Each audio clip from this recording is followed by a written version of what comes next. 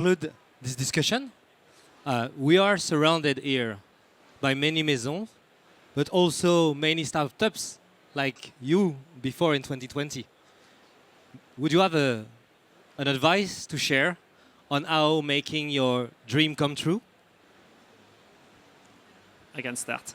I mean, my recommendation is really to, when you have the ideas, how to transform this idea into a reality, and to do so, it's super important to really decide on which product you want to apply the product, the material, because you can spend many, many hours to do research and research and research, but at the end of the day, you don't transform this big idea, and so dream is very important, but at the end of the day, we need to also to be super concrete in the transformation, and it's what we need. So be concrete in your innovation approach.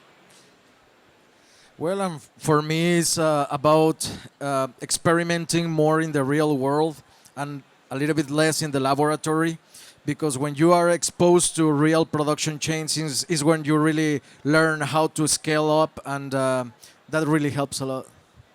Thank you. Thank you, Adrian. Thank you, Armel.